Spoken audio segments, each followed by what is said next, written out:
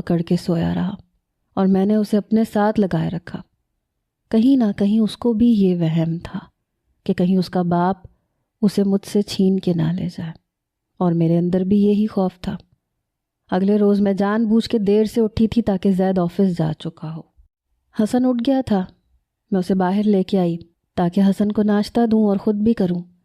Kitchen میں گئی تو ملازمین دوپہر کے کھانے کی تیاری کر رہے تھے۔ میں نے ناشتہ خود بنایا، حسن کو بھی کروایا۔ پورا دن میرا حسن کے ساتھ گزرا۔ اب وہ فٹ بال بھی میرے ساتھ کھیلنے لگا تھا۔ وہ میری طرف فٹ بال پھینکتا تھا اور میں اس کی طرف، اور پھر وہ بھاگا جاتا تھا اور فٹ بال پکڑ کے لاتا تھا۔ میری زندگی میں اگر کوئی خوشی باقی تھی تو وہ صرف حسن کی تھی۔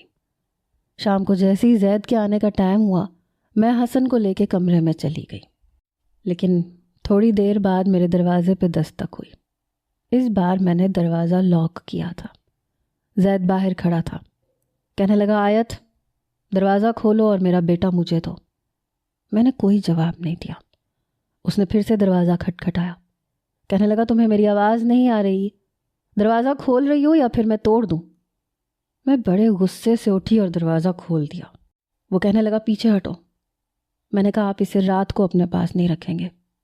میں نے اسے راستہ دیتے ہوئے کہا تھا۔ اس نے چپ چاپ حسن کو گود میں لیا اور باہر آ گیا۔ کھانا میں نے مجبوراً ٹیبل پہ بیٹھ کے کھایا۔ اس بار وہ حسن کو گود میں بٹھائے کھانا کھلا رہا تھا۔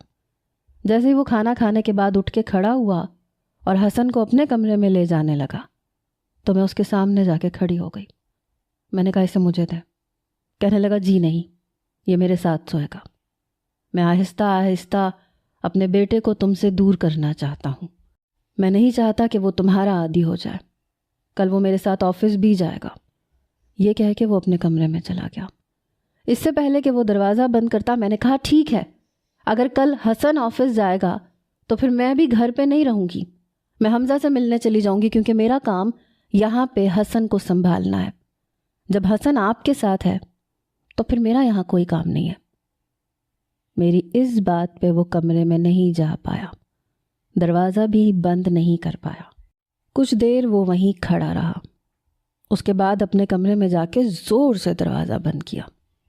پتہ نہیں مجھے اتنا ایٹیٹیوڈ کیوں دکھا رہا تھا۔ میں اپنے کمرے میں چلی گئی۔ میں سوچ چکی تھی کہ پورا دن گھر سے باہر رہوں گی۔ میں نے